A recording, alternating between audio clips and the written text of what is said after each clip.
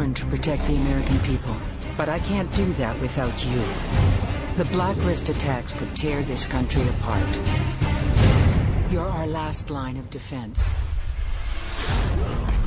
Jason, I'm not sure if you know this about me, but I am a huge Splinter Cell fan. Oh, that's too bad because you're so terrible at it. Yeah, I'm pretty bad.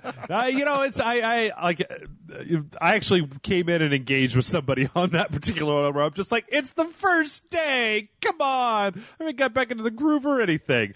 But you know what? It's funny how the fact that Saints Row 4 came out this week kind of overshadowed my, if this had just been a week where Splinter Cell had come out, I would have been all up on that immediately. But, you got to have priorities when it comes to video games. You do. And, Saints Row kind of at the top of that list. But welcome, everybody, to Rage Select. We're talking today about Splinter Cell Blacklist, and I am Jeff. I'm Jason. This is Jason. And I got to get something out of the way before we even start talking about this game. Okay. So there's a lot of, confession shit going on. No, well, this is something I got to bitch about, but this is the sort of thing where everybody has a different take on this particular sort of thing. And I know people are going to cry foul because of Metal Gear with me, but they changed Sam Fisher in this game. Yes. And I don't like it. I wanted to give it a chance and everything, and somebody in one of the comments section said the reason they did it was not because Michael Ironside said he wouldn't do the voice for Sam Fisher anymore, but because they're doing this whole thing where they're motion capturing people, and they wanted somebody who could do the motion capture and the voice at the same time. That's a dumb fucking reason right there. You had Michael Ironside. Well, what's weird about it is that it looks like, I recognize some of the people, especially the villain in this game, which we'll get to in a minute, the story, but the villain in this game is modeled after an actor. I know that actor. I watched one of the shows he was on for 3 seasons.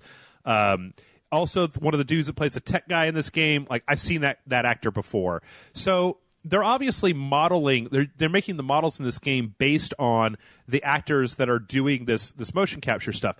The problem is that Sam Fisher is old, or not not 90, but in the game he's always seemed like he was in his 40s to 50s or whatever, still able to maybe do some of this stuff because he's a highly trained professional, but now he just looks like a 20-year-old with some Just for Men gray or whatever in his beard and his hair. He looks way younger, he looks different, he sounds different, and to me it just feels like a very different experience than it did before, and it's kind of off-putting in a way that I haven't ever had to deal with this before in a video game, of somebody taking away my voice actor and putting a different one in. It would be like, what if they replaced... I don't know. Yeah, I don't know, but you had Michael Ironside, Yeah. That's really the long and the short of it. That guy has one of the greatest voices ever. Yeah. It's so iconic that you kind of want to grab Ubisoft by the collar and say, look, man, if you're going to have Michael Ironside, you need to stick with motherfucking Michael Ironside. Yeah, it's like if they had David Hayter and decided to replace him with somebody on Metal Gear. Yeah, I know. And I understand exactly that. I've already said I want to give that a chance. But to be honest, if that comes off the same way that this comes off, I'm probably going to have a problem with that as well. And and I guess that the biggest issue that I have is that if you did want to bring in a new person with a new voice actor and a new blah, blah, blah, this isn't Splinter Cell 2. This is Splinter Cell 6, This is right in the middle of the franchise. You know how I know Mario doesn't talk a lot, but what if he suddenly sounded like someone completely different? Yeah, it's me, Mario. Hey, me. Suddenly it's H. John Benjamin as Mario. It's me, Mario. And Patrick Warburton as Mario. Yeah. And so, and part of me... And we'll move on after this because I don't want to harp on this forever. But part of me also feels like because they're breaking with some of the story. They've got some elements. They've got Anna Grimm's daughter is still here, and Corbin or whatever his name is from the previous game is in here. There's characters that are in the game. But so much of this is new. There's no reason they had to make it still Sam Fisher. It could have been a new protagonist.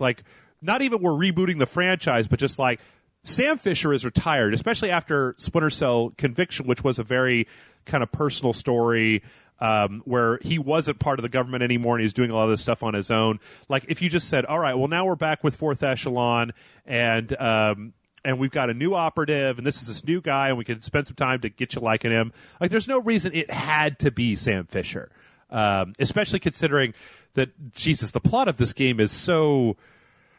Sometimes I just get like this techno thriller Tom Clancy glassy stare where they're talking and they're like, oh my god, they've targeted an oil refinery in Kazakhstan and we've got intel from DSOC that the fucking JSTAT on the ground is going to go down in 90 minutes. You say, 101 actual. Right. And I'm just like, I don't give a shit. I don't give a shit. But for those who do give a shit, the plot of this game centers around this group of terrorists called the Engineers, which, it's a pretty cool name. Got to be honest about that. Sure, yeah. That are orchestrating. They're kind of like they're kind of crowdsourced terrorists, as near as I can tell. That are they're orchestrating these attacks. What? Well, they're like a flash mob, but with bombs. Yeah, kinda. I don't know. It's never really entirely clear why they're doing. Like the main bad guy in this game. Which he comes in later. It's a reveal. I'm not going to spoil anything. But his justification for doing this stuff, like their demand is this: the United States needs to bring back all of its soldiers that are on foreign soil to the United States, and you have like 1 week to do this. And every X number of days that you don't complete this task, we're going to launch some kind of crazy terrorist attack. And the reaning behind we're going to show up at a Best Buy and we're all going to dance. That's right. At the same time. And we're going to put that shit on YouTube. It's going to be irritating. You're going to be like, oh, man, I just want to know which HDTV to buy. This guy doesn't even work here. But the justification for why these people are doing this is never really fleshed out. It's kind of flimsy. And what you have is you have this group, Sam Fisher and Anna Grimm's daughter and Tay Diggs or Briggs or whatever the fuck his name is. No. It's not that. I was making a joke. Isaac Briggs, Charlie Cole are all on this airplane flying around the world trying to stop them from doing this, picking up intel here and hacking some shit there and blah, blah, blah, blah, blah, blah, blah. It's kind of a just bullshit justification. Like, it wasn't. I would probably be hard pressed in a month to tell you what the plot of this game was, even in broad strokes. It's a reason. It was a Tom Clancy story, right? It's a reason to fly around the Earth to various exotic places and do a bunch of missions. And that's pretty much it. Now, when it comes down to the actual Splinter Cell part of Splinter Cell, it's like they've sort of split the difference in this game between Splinter Cell Conviction, which had the mark and execute system and all that stuff. But then one of the most interesting things about the previous Splinter Cell game was that they took away a lot of Sam Fisher's gadgets, and so he was operating more at a low-tech level. They had this really cool system that I liked where, like, you would... whenever you were hidden from enemies, like the screen would desaturate, so you knew that you were hidden and you were in the dark. Sure. Whereas now they've gone back to this whole, like, you've got a bunch of lights on your suit that light up when you're hidden. And that makes sense. Right, exactly. Yeah. The more in the dark you are, the more lights, the Christmas lights that you've got wrapped around you turn on. Yeah. Where's Fisher? I don't know. Maybe the neon shit in the corner over there. And they've got a bunch more gadgets and stuff like that. They've really, essentially what they've done is Splinter Cell used to be one thing, and then it turned into this kind of more streamlined experience in Conviction. And now they've taken that streamlined experience from Conviction and made it more complicated again. So you've got 3 ways of doing stuff in this game. You could do Ghost, you could do Panther, or you could do whatever the third one is. Fucking Raven, or I don't know, Assault, like your spirit animal or whatever. Yeah, it basically you get ranked at the end of every mission based on these 3 things, and these 3 ways they're playing are: 1, don't kill anybody and don't ever get seen; 2, don't get seen but murder the shit out of everybody that you see; and 3, who gives a fuck if you got seen? I got a machine gun. You're all going to die. Oh, that's mine. That's mine right there. Right. And you in between missions, this is another thing that doesn't make any fucking sense whatsoever. At the end of each mission, you get graded on how well you did in one of these 3 different categories, and you get a big chunk of money, which for a government organization doesn't really make a whole fuck lot of sense. And then you use that money to buy upgrades to your suit and your weapons and the attachments and your goggles and your gadgets and all this stuff. It's like, I work here. Why don't you just right. give it to me? Yes. Thank you, Jason, for pointing out the obvious thing this game didn't really appear to. I mean, I don't know. Maybe there's some flimsy just, oh, they're off the grid. They've got to buy this stuff from third-party contract. Yeah. Doesn't make any sense. You should just unlock the shit as time went on. Everybody knows the government spends stupid amount of money on ridiculous stuff. So, yeah, why not something that lights up when you're in the shadows in a stealth mission? Right. And it's not even that in a lot of cases it feels like it's overly complicated. Like there's a shitload of different, because you have a primary pistol, a silenced pistol, you have a rifle or an alternate weapon rifle, and then you have like a non-lethal gun, which is a stun, which there's only 2 of, which considering there's a whole line of gameplay style that is based on not killing anybody, which is of course what I did because I'm stupid. There's 2 things. There's a stun gun, which is garbage, and then there's this crossbow that can shoot sleeping gas or stun bolts or a whole bunch of different things, and that's it. But there are like 12 different rifles, submachine guns, assault rifles, shotguns. Who the fuck is using a shotgun? Like I understand in multiplayer where you're playing spies versus mercs and you want a merc with a shotgun, that makes sense. But like, why in the bloody hell would I ever sneak into this villa in South America with all these guards with a fucking shotgun? That doesn't make any goddamn sense. Yeah. And then every one of these guns, like, all of them have these different loadouts to them. So you buy a gun, like you buy your AK-47, then you go into that AK-47, you got different sights, different stocks, different ammo, different rail attachments. And at the end of the day, I ended up unlocking like one gun and using that, and I ended up unlocking a whole bunch more guns, but it was one of those things where you go, why the fuck would I ever want to use any of these guns? They all seem to be fairly similar. Why wouldn't I just use the sniper rifle with the silencer on it if I'm going to shoot a bunch of people from a distance? Why would I ever want to bring in a fucking AK-47 with no silencer on the front of it and just be like, I'm sneaking. You're just like dubstep gun or nothing. Well, yeah, I would have rather had a dubstep gun. Also, I mean, on the other side, you could outfit your suit with different suit parts. So there are suit parts that are more for action that give you more armor so you get hit more, and there are suit parts that are more for stealth that make you quieter so you can get closer to people without them going, turning around. But they make you buy, what is it, chest, gloves, pants, and boots individually. And, like, I was sitting there like, why in the fucking blood? Why the hell would I ever need to? Why would I put body armor on my chest and sneaky boots on my feet? Nobody ever shoots you in the feet, Jeff. Come on. But I mean, it's one of those things where it's I don't understand. Like, if you're going to spec for assault, you're just going to want all the stuff that's most protective of your body, the Kevlar stuff, right? You're not going to want to split the difference and say, well, I'm going to take this, but I also want this. I mean, when you're in that game and you get seen by a bunch of guys and you're just, you're out in the open and you're sneaking and they start shooting you, you just die. Like, you don't have a lot of health. You just get shot. You've got a very limited amount of time to get away, and then you're dead, and you just start over. So I don't understand. I don't understand why they want you to do that. So, yeah, that was kind of stupid. Also kind of stupid was the fact that this is a game on the Xbox 360 with HD textures, and I couldn't load it because I got that dumb arcade. That's not really stupid. That's right. Because you've got the training wheels Xbox. I had to buy it from my own money. I didn't have money to buy a full. I regret it. I've regretted it every day since then. If it makes you feel any better, Jason, is not spending the extra like $100. What the fuck were you thinking, man? It was like an extra $100 for the next one, and I was like, I'm buying this. I'm buying it. Yeah. So, I don't know. But maybe don't go out drinking one night. I don't spend that much on booze. Maybe don't go drinking 3 nights. Okay, sorry, 3 nights. But another interesting thing here, I feel like I've been bitching about that for a while. That is, though, a little bit mitigated by the fact that you could do missions over and over and over and over and over again and get the money out of them. So, like, I did the very first mission of the game 3 or 4 times in a row because I got to the place where I could just jam right through without ever being seen, and picked up almost everything before I even started touching the campaign. There's also 4 different sets of sub-missions that you can do.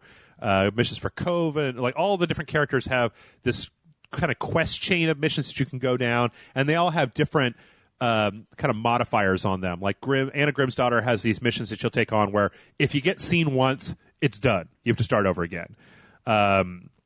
Briggs has missions that are for co-op only. What's that guy? The tech guy has these missions where they're actually like horde mode in Gears of War, sort of. What? Yeah, where you like you go to a location and you pick up like this dead drop, and then you have to hold out for like 3 or 4 waves of people that randomly spawn on this map. And those are actually pretty cool because it just kind of gives you an excuse to cut loose. That's when you bring in the AK-47, just shoot a bunch of people in the face because you're like, dude, fuck it, I don't care. So it sounds like they might be trying to expand the audience, where it's like, okay, let's make a Splinter Cell game that Kevin Baird can enjoy. A little bit, but in some ways, it almost feels like they've expanded it so much that they've diluted it, that they've diluted the brand. Yeah, right. That it's not necessarily about sneaking anymore, like because Splinter Cell's a stealth game. The end. Right. You know? Right. And there's a lot in this game, like, in the original Splinter Cell games, a lot of it was just mostly based on light. Like, you had a light meter, and it was like, if you're a little bit in shadow, then they can maybe see if they get close. If you're way in shadow, they can kind of see you. This game is more about positioning, and they have the mark and execute system from Conviction makes a return, where it's like you can mark a bunch of people, and then if you melee kill somebody, it gives you a credit that you can use to hit one button and shoot like 3 people right away. So you can set up these chain kills that are actually really impressive when you pull them off, where you run up to a dude and stab him, and then you hit this button and just go bam, bam, bam, bam, bam, and take out a whole bunch of guys. The problem is that the focus on that has meant that you're losing some of the reasons to, like, there's so many good ways to kill people in this game that you're losing some of your reasons to sneak around. It's so much easier. Like, I did missions where I was retrying missions, retrying checkpoints, trying to get through without anybody ever seeing me. And I go back to the same. Of course you were. Well, I go back to the same mission with the fucking machine gun, and I'm like, well, yeah, it's no problem. Because I could climb up to the top of this building and throw grenades at people, then they die, and it's like, that's not an issue. See, that's using your head. Yeah. But speaking of trying to make this for a larger audience, one of the things in this game that was kind of interesting is that they do have, like, almost all of the single player campaign can be played co-op with another person playing the Briggs character. So you can work together and you can mark twice as many enemies and use like this dual execute system. You can have somebody cover you while you're sneaking by and then shoot people if you get into trouble or bail you out. That's great if you're trying to be totally sneaky and your partner is some clumsy, murderous motherfucker. Why do you think that you and I don't play Splinter Cell multiplayer together? And it's pretty cool because you just drop in. It's drop in, drop out. There's also the Spies versus Mercs mode. It makes a comeback here where you're able to play. It was in previous games where you had 2 people that were essentially the Splinter Cell kind of style spies, and you had 2 people who were like these big, heavy first-person shooter mercenaries, and the mercenaries try to keep the spies from doing stuff. I think that used to be 2-on-2 was the highest, and they've upped that in this game to 4-on-4. I played a little bit of it. If you've played any multiplayer game over the last 5 years, you know exactly what I'm going to say here. You start out with 3 classes. You get to build your own class. You level up. As you level up, it unlocks mix and match equipment that you can use to customize your character and do whatever. And if you're into that, it's real fun. If you're into, because what'll happen is you'll switch between rounds, or at some point you're the spy for a round, and then you switch over to the mercenary for a round or whatever. And it's fun. When you're the spy, you get one over on the mercs. It's real fun. And when you're the mercs and you find some sneaky asshole and you're just like, yeah, shotgun, bitch. And then they're dead. It does have a little bit of irritating integration where they'll keep throwing up, like in the menus, and I don't know how you feel about this, Jason, but like in the menus it'll say, here's a gun, and here's a gun, and here's pre-order DLC, and here's regular DLC. Do you want to go buy this DLC to get this gun?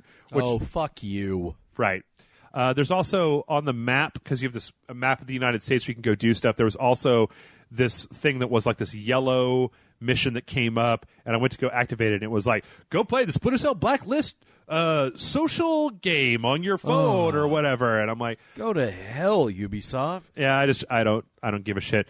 I am willing to say though that on the upside, there is no online pass or anything for this, so they're not going to try. You know, if you pick this up used or whatever, you totally can play it online without an online pass.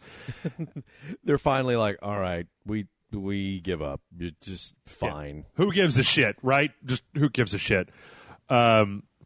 So yeah, this game has some problems, but it's a pretty fun Splinter Cell experience. I feel like Splinter Cell now has moved so far away from what Splinter Cell used to be that you're either on board at this point or you're not. And anybody out there who's hoping that Splinter Cell Blacklist was going to be some kind of like, oh, it's a return to form of, you know, old school Sam Fisher. No, this is just Splinter Cell Conviction with a lot more bells and whistles on it. And I was actually, like I said when we introduced, I was so much less interested in this story than I was even in the last story, where I was just like, I don't fucking care. This is terrorists. You're starting to come at the story like me. Just, yeah, blah, blah, blah, blah. Well, there's only so many of these things. I mean, you know, I've watched 6 seasons of 24. It takes a lot for you to get me invested, and you're like, oh, there's a bunch of terrorists, and they're calling themselves this weird name. They've got a plot to do this thing, and I'm like, yeah, I've seen it. Seen it. Seen that one? Oh, look, a dusty Middle Eastern village. Yeah, I've seen that. Oh, look, it's some drug dealer's villa. And so, oh, yeah, I've totally seen that. There was one mission, though, in the game that really kind of caught my attention. That's kind of a prison break type of thing, which I won't say any more about it. But that was kind of interesting. And there are a couple other times in the game where they'll force you to use like this little drone to do stuff. There's one mission where they segue over to a first-person perspective, and you're playing as a different character. So there's a few places where they try to make the game kind of interesting. They do that thing from Call of Duty where you'll have to do like a drone attacks on people, so they got the fuzzy black and white UAV thing. I love that. Yeah. It's my favorite. We just need a game where like drone attacks and AC-10 attacks. Jason Murphy's Drone Strike. Yes. You could be the new Tom Clancy, but all you make is just shovelware drone games at $10 a pop. Oh, man, that's a brilliant idea. For the iPad. Edit this out. Okay. All right. I'm totally not going to edit this out. And you know what? I'm going to be a little bit harsh with this game just because Splinter Cell has a lot to live up to. I'm going to give this like a 3.5. Oh, that's so harsh. No, it's not, because you get into this problem with reviewing games, Jason, where you're like, it's a perfectly competent video game that is not broken, right? So you start from there and you go, and it does what Splinter Cell does fairly well, and it's got a decent enough story, enough of a justification to keep doing stuff. It's got some pretty cool gadgets. It's got some different stuff to unlock. If you're into the multiplayer, it's got a lot of replayability value. It's just still kind of like, it's a little generic for Splinter Cell. I'm going to start breaking the curve on these ratings, man. Yeah? Because IGN, you know, they got that whole thing, and everybody else, 70 to 90%. Everything, right. 70 to 90%. You're falling into that trap. I know. I'm going to start. It's like, it didn't make the hair on my nuts shrivel up with its awesomeness. Right. Okay. Half a star. Jason Murphy, from now on, you're just going to do binary reviews. Yes. It's either 0 or it's 1, and that's it. That's it. Binary reviews. That's a great idea. And then we average out the scores. We're going to be the harshest video game reviewers on the internet because I gave it a 4, you gave it a 0, so it's got a 2. Yes. So you're just going to cut all of my reviews in half. Even when you like a game, you gave it a 1, I gave it a 5. The average score is a 2.5. Yes. See, I'm the counterbalance to your Pollyanna 3.5-star bullshit. Oh, well. Rage Select.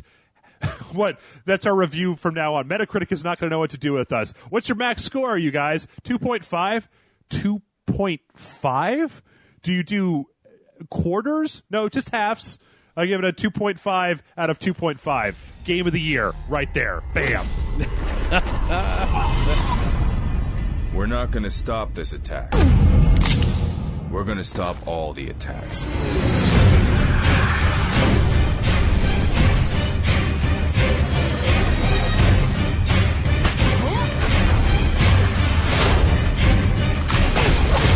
Preserve. Protect. Defend.